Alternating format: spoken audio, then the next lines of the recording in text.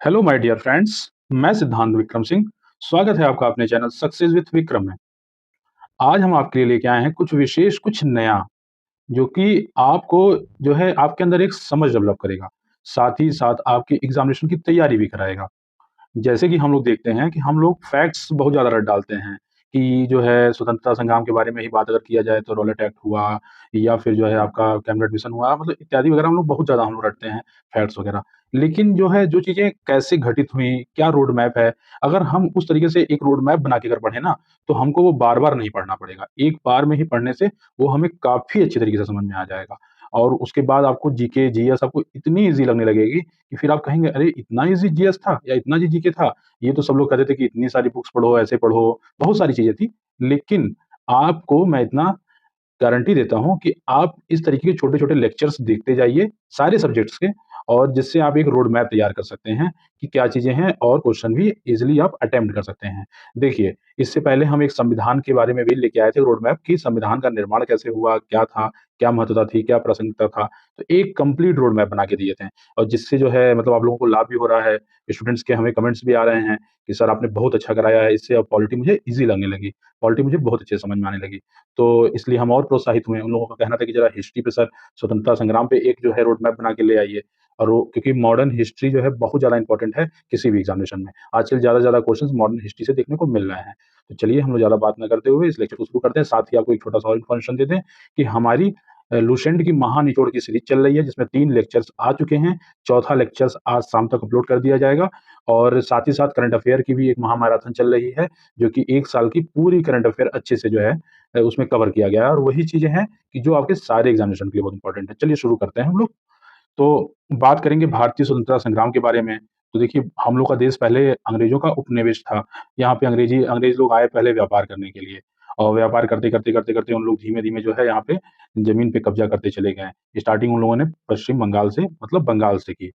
और फिर धीमे-धीमे करते-करते उत्तर भारत पे मतलब काफ़ी अच्छा उनका प्रभुत्व बन गया, और फिर यहीं पे वो लोग शासन भी करने लगे।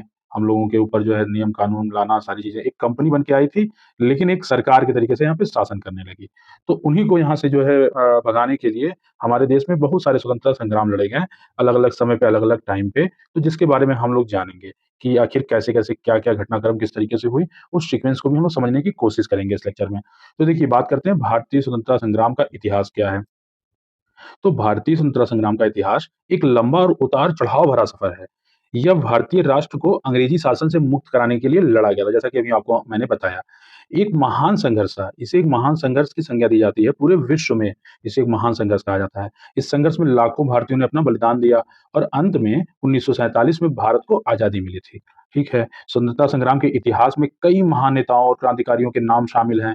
महात्मा गांधी हो गए, जवाहरलाल नेहरू हो गए, सुभाष चंद्र बोस हो गए, भगत सिंह, चंद्रशेखर जैसे-जैसे स्वतंत्रता सेनानी अपने अद्भुत कार्य और बलिदान से इस संघर्ष में अग्रणी भूमिका निभाते रहे। देखिए, ये लोग अलग-अलग समिति बना के, अलग-अलग जो है तरीके से मीटिंग्स करके, सभाएँ करके, अलग-अलग तरीके के न्यूज़पेपर्स निकाल के, मैगज़ीन्स निकाल के, मतलब जिसको जो चीज़ें सूझी, ठीक है? इन लोगों को उस समय के अकॉर्डिंग इन लोगों को जो चीज़ें सूझी कि इससे हम लोगों को जागरूक कर सकते हैं, इससे हम एक जो है गवर्नमेंट के ऊपर एक एक्यूप्रेशर का काम कर सकते हैं, एक प्रेशर ग्रुप के तरीके से वर्क कर सकते हैं कि गवर्नमेंट जो है हमें स्वतंत्र कर दे। तो इन लोगों को जो समझ में आया, ये लोग समय-समय अकॉर्डिंग वो चीज़ें करते रहे, ठीक है? और इनकी बहुत बड़ी भूमिका है। इसीलिए तो आज देखिए, कहीं भी कुछ होता है हमारा देश, हर जगह इन्हीं को, किसी चौराहे पे आप चले जाइए, किसी स्मारक में चले जाइए, आपको इन्हीं लोगों की मूर्तियाँ दिखाई देती हैं, क्योंकि इन लोगों की वजह से ही आज हम स्वतंत्र हैं। स्वतंत्र हो के हम लोग खा रहे हैं, पी रहे हैं, घूम रहे हैं, टहल रहे हैं, जो मन में आ रहा है पढ़ रहे हैं। तो ये सब सारी चीज़ों के लिए श्रेय जो है पूरी की पूरी तरीके से इन्हीं लोगों को जाता है। इनके अलावा कई अन्य स्वतंत्रता सेनानी भी थे, जिन्होंने अपने प्राणों की आहुति देकर देश को आज़ादी दिलाने में अहम भूमिका निभाई। देखिए, बहुत सारे लोग तो ऐसे भी रहे हैं जिनका नाम ना कभी आ पाया, ना हम लोग जान पाए। कुछ लोगों का नाम तो मान लीजिए हम लोगों को पता है, हम लोग जान गए, लेकिन बहुत सारे ऐसे लोग रहे हैं जिनका नाम हम लोग नहीं जानते हैं। ठीक है? तो स्वतंत्रता आंदोलन का प्रारंभिक चरण क्या था? तो यहाँ पे हम लोग बात करेंगे कि इसका प्रारंभिक चरण क्या था? ठीक है? तो देखिए स्टार्टिंग कैसे हुई? मतलब मेन चीज़ बात करना है कि इसकी स्टार्टिंग कैसे हुई? तो भारतीय स्वतंत्रता आंदोलन का इतिहास काफ़ी लंबा और जटिल है, मतलब बहुत जटिलता है।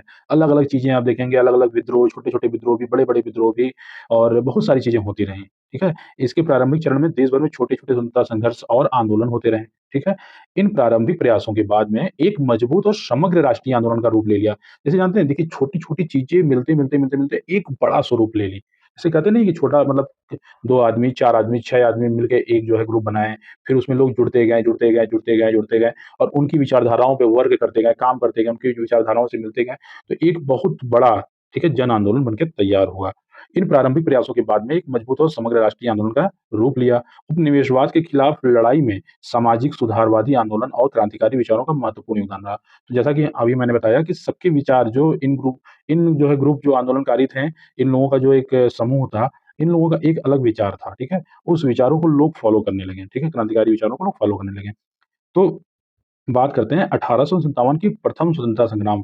यह देश की पहली प्रमुख स्वतंत्रता क्रांति थी, जिसमें सिपाहियों ने अंग्रेजों के खिलाफ विद्रोह किया था। हालाँकि यह विफल हो गया, लेकिन इसने अंग्रेजी शासन की कंपनी कमजोरियों को उजागर किया। जो अंग्रेजी शासन चल रहा था, उनकी कमजोरियों को उजागर किया। लोग ये जान गए कि हाँ, हम कुछ इस तरीके से इनके ऊपर चोट करेंगे, तो ये हमें स्वतंत्र कर देंगे। कुछ तो मतलब एक कहा जाए ना कि उन लोग जैसे रोड मैप आपके माइंड में तैयार हो रहा है हिस्ट्री का, इसी तरीके से 1857 की जो क्रांति थी, ये उन लोगों के लिए भी एक रोड मैप थी, एक प्लेटफ़ॉर्म थी कि हमें किस तरीके से वर्क करना है, किस तरीके से जो है हम क्या करें कि इन लोगों पर प्रेशर बने। ये एज़ ए प्रेशर ग्रुप कैसे हम लोग काम करें और साथ ही साथ अपने देश की सुरक्षा का भी सवाल था कि हमारे देश की जनता एकजुट होके इसमें जो है योगदान करे।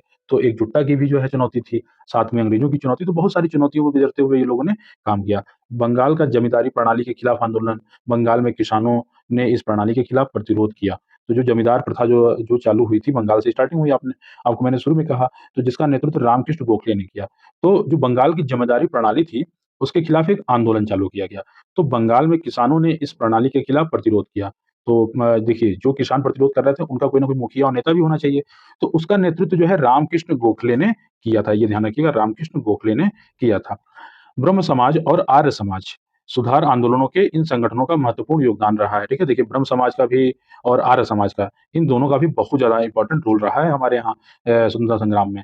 इन्होंने जाति प्रथा, शिक्षा और महिला अधिकारों जैसे मुद्दों पर काम किया है। जैसे जाति प्रथा जैसे जो होता है ना कि समाज की जो कुरीतियाँ हैं, उनके उन्मूलन के लिए इन सभी जो है आर्य समाज और जो ब्रह्म समाज है, इन लोगों ने काफ़ी वर्क किया है। राजा राम मोहन राय का काफ़ी बड़ा योगदान है इन सब चीज़ों से। नहीं तो पहले बाल विवाह हो जाता था, लोगों का 6 साल, 8 साल, 10 साल की उम्र में विवाह हो जाता था, बहुत कम उम्र में।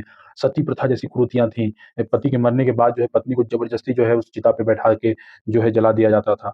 तो ऐसी-ऐसी बहुत सारी कुरीतियाँ हमारे समाज में फैली हुई थी। शिक्षा और महिलाओं का बहुत ज़्यादा शोषण किया जाता था। महिलाओं के साथ बहुत ज़्यादा बदसलूकी की जाती थी। तो उनके खिलाफ भी जो है आवाज़ उठाने का काम इन जो है ग्रुपों ने किया, ठीक है? इस प्रारंभिक आंदोलन ने देश भर में जागरूकता फैलाई और स्वतंत्रता के लिए माँग को मजबूत किया। जैसे एकजुटता आती गई, लोग एकजुट होते चले गए, एक साथ मिलते चले गए कि कैसे जो है हम लोगों को अंग्रेज़ों से लड़ना है, साथ ही साथ इन फैली हुई कुरीतियों से भी लड़ना है। ठीक है? इसके ऊपर भी लगातार ये लोग वर्क कर रहे थे, डे बाय डे ये लोग अपने अंदर जो है नए-नए विचार ला रहे थे और उन विचारों को स्प्रेड कर रहे थे मतलब कि फैला रहे थे सोसाइटी में बहुत तेज़ी से। ठीक है? यह बाद में भारतीय राष्ट्रीय कांग्रेस के गठन और गांधी जी के अहिंसक आंदोलन के लिए आधार तैयार करता है। देखिए, जो ये धीमे-धीमे छोटे-छोटे ग्रुप्स बन रहे थे, जो ये समाज, जो सोसाइटी बन रही थी, ये धीमे-धीमे, धीमे-धीमे करते हुए एकजुट होती चली गई, ठीक है? और एकजुट होते मतलब उसके जो अच्छे लीडर्स थे, उन सब लोगों ने सोचा कि इस तरह से छोटी-छोटी इवेंट्स करके या छोटा-छोटा विरोध करके हम कुछ हासिल नहीं कर सकते हैं। क्यों ना इसको एक थोड़ा देशव्यापी स्तर पे ले जाया जाए मतलब इसे एक बड़े पैमाने पे ले जाया जाए। इसके लिए उन्होंने एक कांग्रेस की स्थापना की, ठीक है? कांग्रेस की स्थापना की और उसके बाद फिर गांधी जी का आगमन होता है भारत में, तो गांधी जी की भी अहम भूमिका रहती है। तो इसी सब के द्वारा धीमे-धीमे हम आगे देखेंगे लेक्चर में, समझते हैं पूरा डिटेल में। और आप लोगों को वीडियो कैसा लग रहा है हमें कमेंट करके अवश्य बताइए और जिन लोगों ने अभी तक चैनल सब्सक्राइब नहीं किया है वो लोग चैनल को सब्सक्राइब करके लाइक कर लें और ऐसे अच्छी-अच्छी वीडियोज़ पाने के लिए अपने दोस्तों के साथ भी शेयर करें। इससे हमें मोटिवेशन मिलता है, हमें वर्क करने में काफ़ी मोटिवेशन मिलता है, ठीक है? चलिए ठीक है, अब चलते हैं हम लोग नेक्स्ट बात करते हैं, भारतीय राष्ट्रीय कांग्रेस का गठन कैसे हुआ? जैसे अभी मैंने बताया कि कैसे भारतीय राष्ट्रीय कांग्रेस की आवश्यकता पड़ी हम लोगों को या हमारे देश में। तो ये तो हम लोगों ने देख लिया। अब हम लोग देखेंगे कि इसकी जो है गठन कैसे हुआ? इसके बारे में हम लोग अब बात करेंगे, ठीक है? चलिए ठीक है। तो अब हम लोग शुरू करते हैं कांग्रेस का जन्म। ठीक है, स्टार्टिंग करते हैं कांग्रेस के जन्म से। तो देखिए भारतीय राष्ट्रीय कांग्रेस का गठन 28 दिसंबर 1885 को कलकत्ता में हुआ था। देखिए फैक्ट्स भी डाले हैं जो आपके एग्ज़ामिनेशन के लिए बहुत इंपॉर्टेंट हैं और एक रोड मैप से चीज़ों को समझते चले जाएँगे तो कभी आप नहीं भूलेंगे, ये जाने रहिएगा। और बाकी और डिटेल फैक्ट्स के लिए तो हमारी सीरीज़ ऑलरेडी चल ही रही है तो आप लोग उससे और फैक्ट्स ज़्यादा याद कर सकते हैं। लेकिन पहले आप समझिए तो कि आखिर क्यों ज़रूरत पड़ी और आखिर क्यों हम आज की डेट में इतिहास पढ़ रहे हैं? क्यों इतना महत्वपूर्ण है इतिहास हमारे किसी भी एग्ज़ामिनेशन के लिए? क्योंकि ऐसी-ऐसी घटनाएँ घटित हुई हैं हमारे इतिहास में जिसको जानना हमारी पीढ़ी के लिए अति आवश्यक है, क्योंकि जिससे हम सीख ले सकें। अभी हम एडमिनिस्ट्रेशन में चले जाते हैं, तो वहाँ जाने के बाद जो है हमारा स्वभाव कैसा होना चाहिए? कोई बाहरी कंपनी अगर वर्क करने यहाँ पे आ रही हैं, तो उनके खिलाफ हमारी पॉलिसीज़ कैसी होनी चाहिए, तो पॉलिसीज़ मेक कैसे करेंगे? भाई पॉलिसीज़ कौन बनाता है? जो एडमिनिस्ट्रेशंस होता है वही तो बनाता है। आईएएस, पीसीएस जो जाते हैं वही तो जो है लॉज़ वगैरह मेक करते हैं, फिर वो संसद में पास होता है। तो कहने का सेंस ये है कि आप पहले इस चीज़ों को समझिए कि क्या-क्या लूप होल्स रहे हैं हमारे इतिहास में कि जिससे जो है आज हम सीख ले सकते हैं और आज हम एक अच्छी नीति तैयार कर सकते हैं अपने देश के लिए और अपने समाज के लिए। तो चलिए ठीक है, आगे बात करते हैं। भारतीय राष्ट्रीय कांग्रेस का गठन 28 दिसंबर 1885 को कलकत्ता में हुआ था।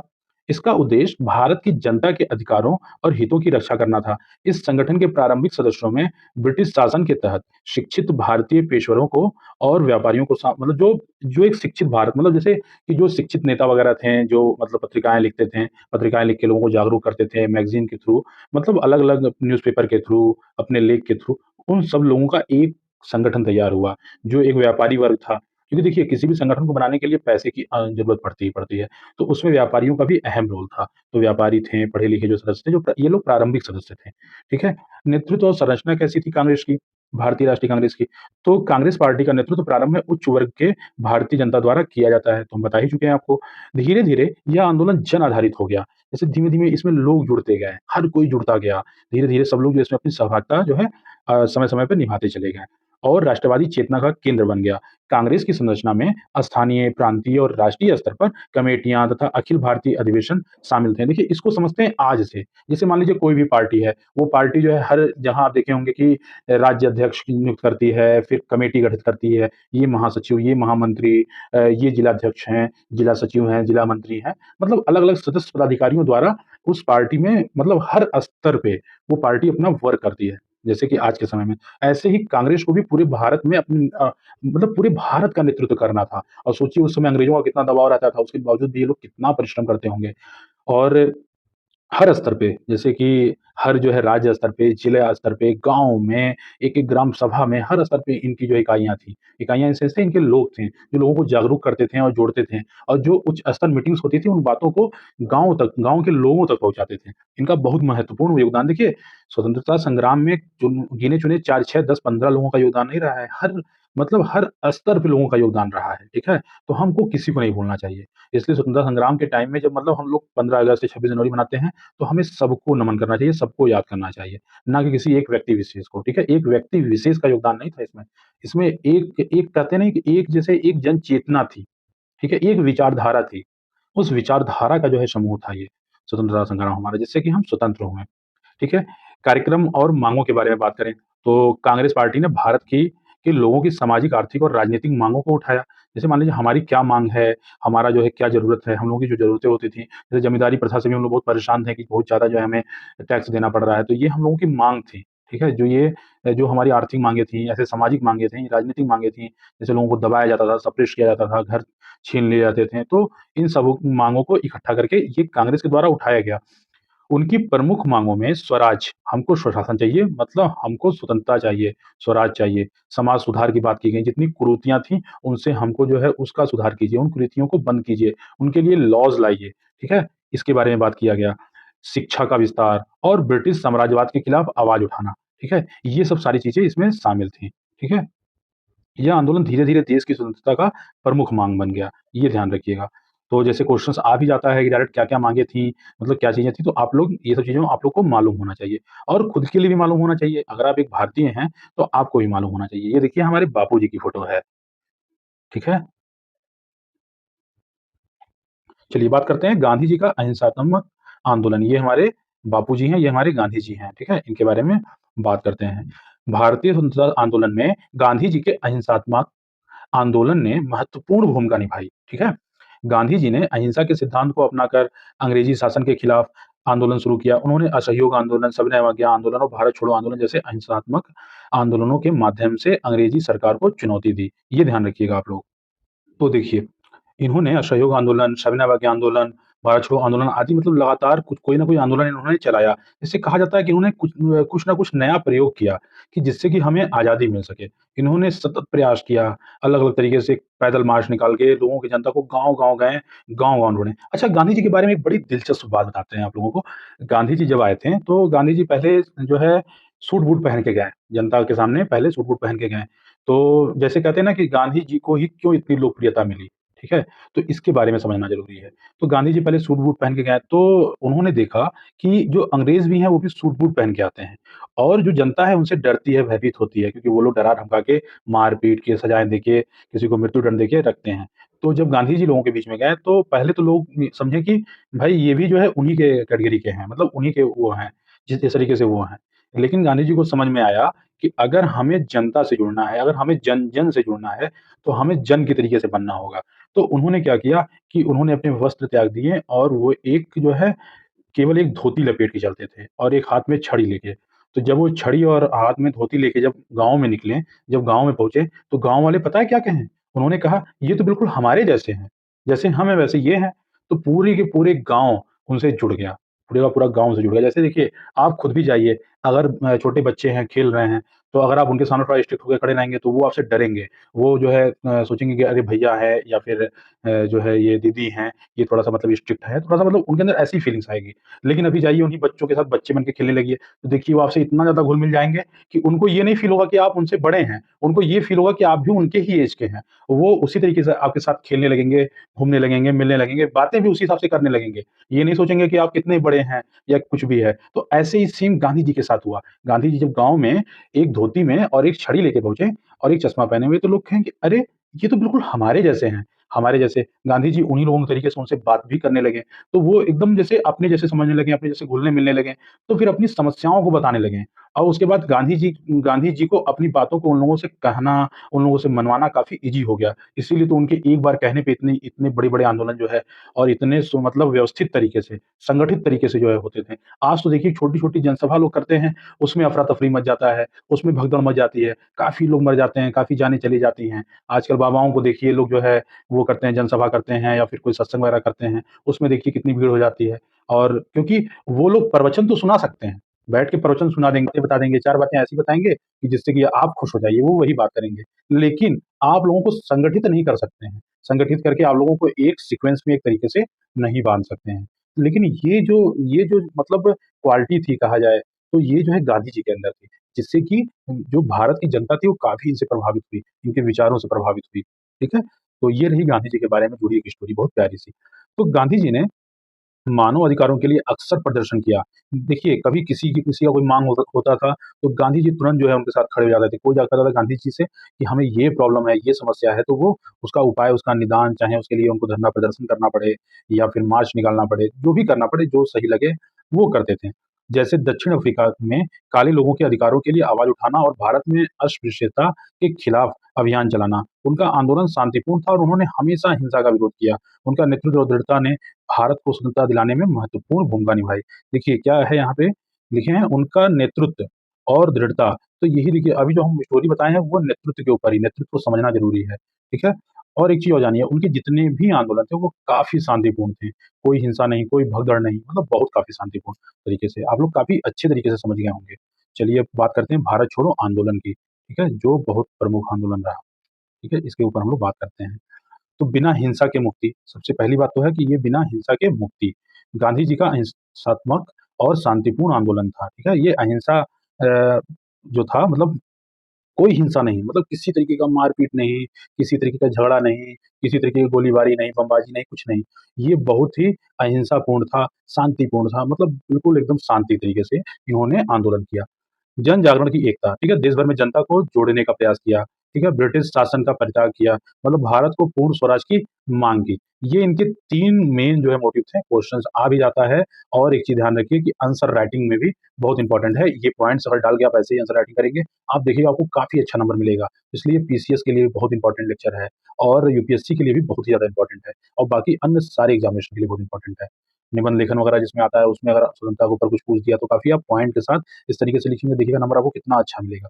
तो गांधी जी का ये 3 मुख्य जो है स्तंभ था, जिस पे जो है इन्होंने वर्क किया, बिना हिंसा के मुक्ति, जन जागरण की एकता और ब्रिटिश शासन का परित्याग। तो ये सारा चीज़ जो है इन्होंने बहुत विशेष ध्यान दिया। भारत छोड़ो आंदोलन गांधी जी के नेतृत्व में 1942 में शुरू हुआ था, ठीक है? बात करते हैं कब शुरू हुआ, तो 1942 में शुरू हुआ था, ठीक? और उसके बाद जो है फिर यह आंदोलन ब्रिटिश शासन के खिलाफ एक महत्वपूर्ण और कूटनीतिक कदम था। इस आंदोलन का मुख्य उद्देश्य क्या था? ब्रिटिश शासन को भारत से तत्काल वापस लेने की मांग करना। जैसे इनका एक ही मांग था कि ब्रिटिश जो है भारत छोड़ के जाओ, कि भारत हमारा है और यहाँ पे तुमको शासन नहीं करना है। इनका इन लोगों का स्पष्ट ये था कि जो है भारत छोड़ के आप जाइए। उसके बाद जो है इन्होंने इसके लिए गांधी जी ने इस आंदोलन को अहिंसात्मक और शांतिपूर्ण तरीके से चलाया, ताकि लोगों को एकजुट करके ब्रिटिश शासन को बाध्य किया जा सके। इस आंदोलन ने देश भर में जन जागरण और राष्ट्रीय एकता का संदेश दिया और भारत की पूर्ण स्वराज की मांग को मजबूत किया। इस चीज़ को भी समझिए, ये बहुत इंपॉर्टेंट है, ठीक है? और फिर बात करते हैं भारत छोड़ो आंदोलन ने भारतीय स्वतंत्रता संग्राम में एक महत्वपूर्ण भूमिका निभाई। यह आंदोलन देश भर में फैल गया, ठीक है? ये समझिए, ये धीरे-धीरे करके देखिए स्टार्ट हुआ छोटे-छोटे गाँव से, परगना से और ये धीमे-धीमे करके ये पूरे देश में फैल गया, ठीक है? ये ध्यान रखिएगा आप लोग। चलिए, ठीक है।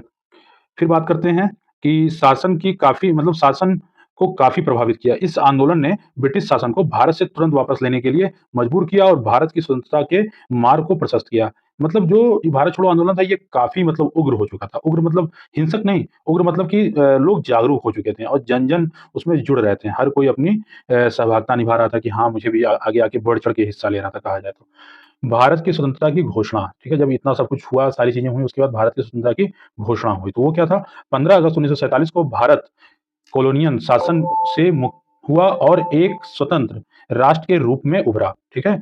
इस ऐतिहासिक दिन भारत के प्रथम प्रधानमंत्री पंडित जवाहरलाल नेहरू ने अपने ठीक है? पंडित जवाहरलाल नेहरू ने अपने प्रसिद्ध जो बुक था उनका ट्रस्टी विथ डेस्टिनी भाषण में जो उनका भाषण था, तो उसमें जो है भाषण में भारत की स्वतंत्रता की घोषणा की। उन्होंने कहा कि भारत अब एक स्वाधीन और स्वतंत्र देश है, जिसकी नई ज़िम्मेदारियाँ और आकांक्षाएँ होंगी। देखिए, भारत जो है 15 अगस्त को आज़ाद हुआ। आज़ाद हो जाने के बाद फिर जो है जवाहरलाल नेहरू ने एक घोषणा लाई मतलब भाषण किया और मतलब अपने देश को संबोधित किया और कहा कि अब हम लोग के ऊपर पहले से ज़्यादा ज़िम्मेदारियाँ हैं, क्योंकि एक हमें मजबूत और सशक्त राष्ट्र का निर्माण करना है। तो क्योंकि अभी देखिए, अभी तक देश जो है भाई ब्रिटिश भारत का जो क्षेत्र था, साथ में जो देसी रियासतें थीं, बहुत चीज़ों में बँटा हुआ था ना, उनको एकजुट करना, उसके बाद फिर जो है एक एक मजबूत राष्ट्र का निर्माण करना, ये सबसे बड़ी चुनौतियाँ थीं। अब तो सही मायने में चुनौती तो अब आई थी। अभी तक तो मान लीजिए अंग्रेज़ों से चुनौतियाँ थी, उनसे लड़ना है, उनसे देश को आज़ाद कराना है, ठीक है? तो ये समझिए। इस घोषणा भारतीय स्वतंत्रता संग्राम का एक ऐतिहासिक क्षण था। इस दिन देश भर में उत्साह और उल्लास का माहौल था। जब देशवासी अपने नए स्वतंत्र भविष्य का स्वागत करने के लिए उमड़ पड़े, नेहरू ने अपने भाषण में भारत के लिए एक नया सपना, एक नई दिशा का संकेत दिया, जिससे समावेशी, समतामूलक और न्यायपूर्ण समाज का निर्माण शामिल था।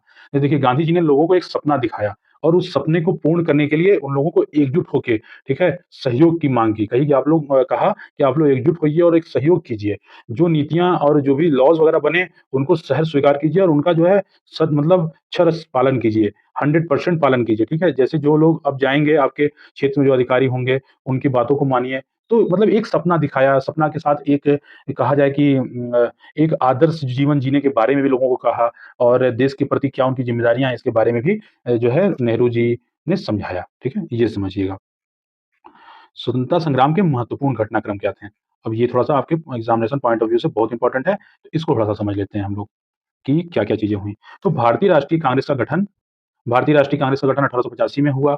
इससे एक महत्वपूर्ण यह एक महत्वपूर्ण घटना थी क्योंकि इस संगठन ने ठीक है?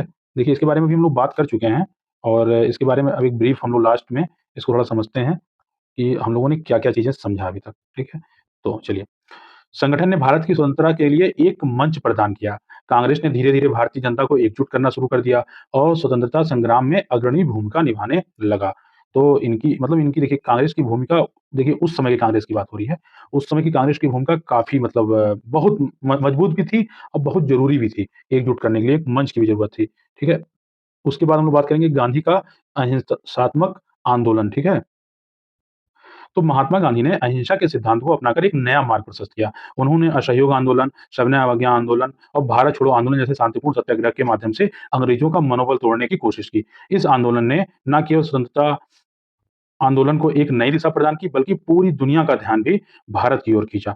मतलब पूरी दुनिया देख रही थी कि अरे! भारत मतलब कितनी सारी परेशानियों से घिरा हुआ है, लेकिन फिर भी कितना मजबूत है। और जब भारत का संविधान बन के तैयार हुआ, तो उस समय तो लोग मतलब दंग रह गए। क्योंकि सबका यही कहना था कि अब स्वतंत्रता पाने के बाद भारत के तो हज़ार टुकड़े हो जाएँगे, क्योंकि देशी रियासत अलग जो है अलग-अलग राज करेंगे, भारत में हज़ार देश बसेंगे। लेकिन ऐसा बिल्कुल कुछ नहीं हुआ, क्योंकि सरदार वल्लभ भाई पटेल का भी बहुत योगदान रहा। उन्होंने देश को एकजुट करने में काफ़ी भूमिका निभाई। ठीक है? तो भारत छोड़ो आंदोलन 8 अगस्त 1942 को भारतीय राष्ट्रीय कांग्रेस ने भारत छोड़ो आंदोलन की घोषणा की। यह आंदोलन अंग्रेजों के खिलाफ सामूहिक और जनसाधारण में एक नई लहर पैदा करने वाला था। हालाँकि इस आंदोलन को कड़ी कार्रवाई का सामना करना पड़ा और कांग्रेस के नेताओं को गिरफ्तार कर लिया गया। देखिए, बहुत इन लोगों के ऊपर बहुत सारे प्रतिबंध लगाए गए हैं और इनके नेताओं को गिरफ्तार कर लिया जाता, इनको मतलब प्रतिबंधित कर दिया जाता, घर के अंदर नज़रबंद कर दिया जाता, दूर-दूर जेल में भेज दिया जाता, बहुत लोगों को मार मतलब गोली से भुनवा दिया जाता, बहुत सारी चीज़ें हुई, बहुतों को फांसी दे दी गई और बहुत सारे अखबार वगैरह जो है, जो पत्रिकाएँ वगैरह थी पत्रिकाएँ, वो सब बंद कर दी, मतलब काफ़ी ज़्यादा मतलब वो रहा, ठीक है? तो चलिए हम लोग समझते हैं स्वतंत्रता प्राप्ति के लिए शहीदों का बलिदान बहुत इम्पोर्टेंट है, बहुत ही इम्पोर्टेंट है ये। स्वतंत्रता के महान योद्धा आज के समय इस चीज़ को जानना बहुत ज़रूरी है। भारतीय स्वतंत्रता संग्राम में सैकड़ों वीर सैनिकों ने अपने प्राण न्यौछावर कर दिए। ये स्वाधीनता सेनानी अपने देश की आज़ादी के लिए एक आदर्श मिसाल हैं। उनका साहस, समर्पण और देश प्रेम अमर है और भारतीय जनमानस के लिए एक प्रेरणा का स्रोत बने हुए हैं। उनका त्याग एवं बलिदान भारत की स्वतंत्रता प्राप्ति में महत्वपूर्ण भूमिका भूमिका निभाता है। भगत सिंह जैसे अमर शहीद बहुत ज़्यादा ज़रूरी भगत सिंह हमारे लिए हैं और भगत सिंह के बारे में जानना बहुत ज़रूरी है कि इतने कम उम्र में जो है उन्हें फांसी दे दी गई थी। तो ये बात आप लोग ज़रूर ध्यान रखिएगा। तो देखिए, भारतीय स्वतंत्रता संग्राम में सबसे प्रतिष्ठित, ठीक है? सबसे प्रतिष्ठित शहीद 1 सेकंड। भारतीय स्वतंत्रता संग्राम के सबसे प्रतिष्ठित शहीदों में से एक भगत सिंह थे। उन्होंने देश की आज़ादी के लिए अपने प्राणों की आहुति दी। उनका संपूर्ण समर्पण और गरिमापूर्ण मृत्यु ने उन्हें जैसे जो उनका समर्पण था देश के प्रति और जो उनका गरिमापूर्ण उनकी मृत्यु थी, उन्हें भारतीय जनता के दिलों में अमर कर दिया और उनका बलिदान और राष्ट्र प्रेम आने वाली पीढ़ियों को देशभक्ति की प्रेरणा देता है। ये समझिएगा। उसके बाद जो है बात हम करेंगे देश के लिए प्राण न्यौछावर करने वाले जो है जो स्वतंत्रता आंदोलन में के दौरान कई वीर सपूत अपने प्राण न्यौछावर जो है कर दिए। उनमें से कुछ नाम जैसे शास्त्री, सरदार पटेल, सुभाष चंद्र बोस, चंद्रशेखर आज़ाद, लाला लाजपत राय और बहुत से अन्य थे। ये स्वाधीनता योद्धा देश की आज़ादी के लिए अपने जीवन का सर्वस्व न्यौछावर कर चुके थे। ठीक है? उनके बलिदान ने भारतीयों में देशभक्ति और राष्ट्र प्रेम की भावना जगाई। देखिए, ये लोग जो अपने प्राण त्याग देते थे या देश के प्रति जो इनका समर्पण था, इससे जो है और लोग भी जागरूक होते थे और इनके साथ और लोग भी जुड़ते थे। स्वतंत्रता संग्राम की वैश्विक प्रभाव देखिए समझना बहुत ज़रूरी है। वैश्विक प्रदर्शन का पर प्रभाव भारतीय स्वतंत्रता संग्राम में पूरे विश्व को प्रभावित किया। यह आंदोलन आंदोलन दमन और शोषण के खिलाफ लड़ाई थी और इनसे लोगों को अपने अधिकारों के लिए लड़ने के लिए प्रेरित किया। इसने कॉलोनियवाद की समाप्ति और स्वतंत्र जो जो कॉलोनीवाद थी, जैसे जो उपनिवेशवाद थी, उसकी समाप्ति और स्वतंत्र राष्ट्रों के उदय का मार्ग प्रशस्त किया। राष्ट्रीय स्वतंत्रता का प्रतीक नहीं, दूसरा देखते हैं सार्वभौमिक मानवाधिकार को बढ़ावा, ठीक है? ये पहले देखते हैं। भारतीय स्वतंत्रता आंदोलन ने मानवाधिकार के पक्ष में आवाज़ उठाई। इसने गैर हिंसा, सत्याग्रह और नागरिक अवज्ञा जैसे सार्वभौमिक सिद्धांतों को प्रचारित किया। ये विचार देश-विदेश में मानवाधिकारों के आंदोलन को प्रेरित करते रहे। देश-विदेश के लोग भी जो है हमारे ही देश को देख के काफ़ी कुछ सीखे। ठीक है? तीसरा पॉइंट है आपका राष्ट्रीय स्वतंत्रता का प्रतीक, ठीक है? तो भारतीय स्वतंत्रता आंदोलन के दूसरे विश्व युद्ध के बाद उभरते कॉलोनियल मुक्त राष्ट्रों के लिए एक मॉडल प्रदान किया। जैसे बहुत जहाँ उपनिवेशवाद था, ठीक है? उनके लिए भारत एक मॉडल बन के आया। यह आंदोलन अन्य देशों में भी राष्ट्रीय स्वायत्तता की भावना को प्रेरित करने में सहायक सिद्ध हुआ। ठीक है? फिर देखते हैं चौथा पॉइंट शांतिपूर्ण क्रांति का प्रतीक। भारतीय स्वतंत्रता संग्राम की एक अनूठी बात यह थी कि यह एक अहिंसात्मक आंदोलन था, ठीक है? अहिंसात्मक आंदोलन था। गांधी जी के नेतृत्व में चलाया गया यह आंदोलन हिंसा के दूर रहा, मतलब हिंसा से बिल्कुल दूर रहा और इसने शांतिपूर्ण क्रांति के लिए एक नया मार्ग प्रशस्त किया। यह विश्व में शांति और समृद्धि के लिए प्रेरणा स्रोत बना, ठीक है? देखिए, भारत की स्वतंत्रता का महत्व और उपलब्धियाँ क्या थी? भारत की स्वतंत्रता का अपना एक गौरवशाली और महत्वपूर्ण इतिहास है। इस लंबी लड़ाई में बहुत से महान नेता और क्रांतिकारी शामिल थे, जिन्होंने अपना सर्वस्व न्यौछावर कर दिया, ताकि भारत को आज़ाद कराया जा सके, ठीक है? स्वतंत्रता प्राप्ति ने ना केवल भारत को एक स्वतंत्र राष्ट्र का दर्जा दिया, बल्कि इससे देश के लोगों को अपनी पहचान और गौरव का एहसास हुआ। स्वतंत्रता के बाद भारत ने तेज़ी से प्रगति की और अपने आर्थिक, सामाजिक और राजनीतिक क्षेत्रों में कई उपलब्धियाँ हासिल की। देश के लोकतंत्र, संघीय व्यवस्था, प्रजातंत्र और धर्मनिरपेक्षता जैसे मूल्यों को अपनाया और इन्हीं मूल्यों पर आधारित एक समृद्ध, सशक्त और सुसंगठित राष्ट्र का निर्माण किया। भारत अब दुनिया की प्रमुख अर्थव्यवस्था और राजनीतिक शक्ति बन गया है, ठीक है? अब देखिए भारत कितना खूबसूरत हो गया है, ये ध्यान दीजिए। इन इमेजों के द्वारा देखिए भारत कितना ज़्यादा सशक्त और कितना ज़्यादा जो है देखिए कितना ज़्यादा विकसित हो गया है। विकास देखिए, यहाँ की सुंदरता, यहाँ की प्रकृति भी देखिए, मतलब सारी चीज़ों का, यहाँ की नदियों का के किनारे बसे शहर और नदियों को देखिए और ये जो हमारा जो मतलब विकसित शहर, ये सब सारी चीज़ें, ये हमारे यहाँ के स्मारक वगैरह मतलब आपको सब कुछ दिखाई देगा। ठीक है? आज भारत की स्वतंत्रता का महत्व और उपलब्धियाँ ना केवल देश के लिए बल्कि पूरी मानवता के लिए भी अमूल्य है। यह देश के लोगों को साहस, त्याग और समर्पण का प्रतीक है। स्वतंत्रता संग्राम के दौरान हुए बलिदानों ने देश की एकता और अखंडता को मजबूत बनाया है। भारत की स्वतंत्रता की उपलब्धियाँ दुनिया भर में प्रेरणादायक हैं और देश को एक महान राष्ट्र के रूप में स्थापित किया है। ठीक है? ये समझिए और ये हमारे जो है बापूजी हैं और आपको ये लेक्चर कैसा लगा हमें कमेंट करके अवश्य बताएँ और इस तरीके की काफ़ी अच्छी-अच्छी वीडियो और नॉलेज भरी वीडियोज़ पाने के लिए हमारे चैनल को सब्सक्राइब कर लीजिए और बेल आइकन पे क्लिक कर लीजिए जिससे कि नए-नए वीडियोज़ लगातार आते रहते हैं और उसका नोटिफ़िकेशन आप लोग को मिलता रहे और ज़्यादा से ज़्यादा अपने दोस्तों के साथ शेयर कीजिए और अपने व्हाट्सएप स्टेटस में लगाइए और हमें कमेंट करके बताइए ये लेक्चर आपको कैसा लगा। और फिर एक बार कहेंगे कि सफलता अगर पाना है तो जी जान से मन लगा के लग जाइए और ईश्वर से हर समय प्रार्थना कीजिए कि ईश्वर जो है हमको सफलता दिलाएँ। ठीक है? हर हर महादेव।